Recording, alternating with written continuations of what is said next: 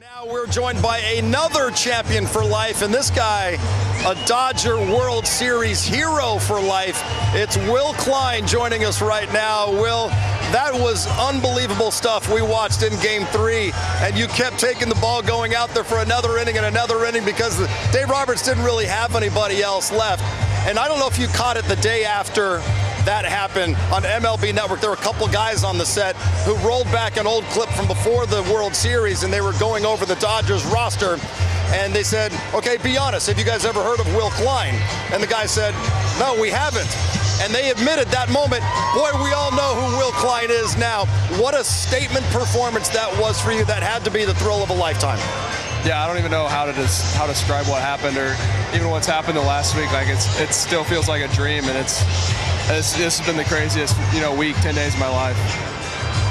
When you think about it now, and you go out there with the parade, and you're celebrating, and everybody starts chanting your name, right? Like, you still haven't realized it? You're still thinking you're in a dream, or do you realize, listen, yes, I was out there, performed, I helped do this, and man, this is special. Yeah, I think it started to set in, especially like with my wife there, and be able to like look around and like take it all in. Like, I think I saw a couple Will Klein signs, just like getting that support and all that from the fans. Just it's starting to hit. I mean, obviously you have confidence because you definitely pitched with confidence and conviction on that night. But moving forward, you're still young in your career. How much confident are you now going forward with the rest of your career?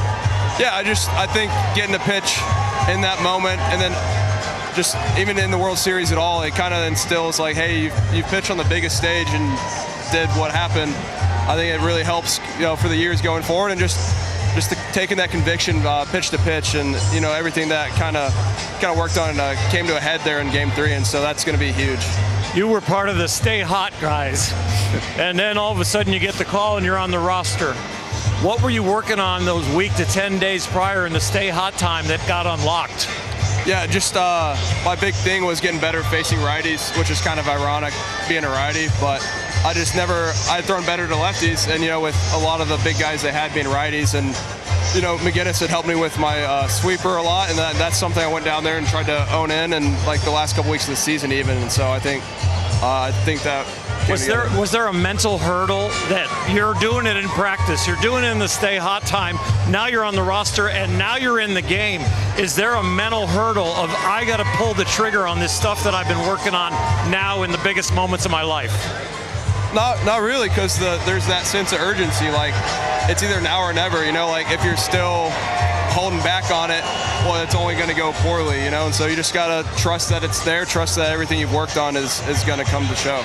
Well, the Dodgers have taken many players over the years, from Justin Turner, Max Muncy, Evan Phillips, who were DFA'd by other teams, and got the best out of them, and they did the same with you, Will. Thank you so much for coming on with us. Congratulations, awesome, man, job. World Series champion. Yeah, thank you guys. Thanks for having me. Will. Way to go, all right, Will. let's send it over.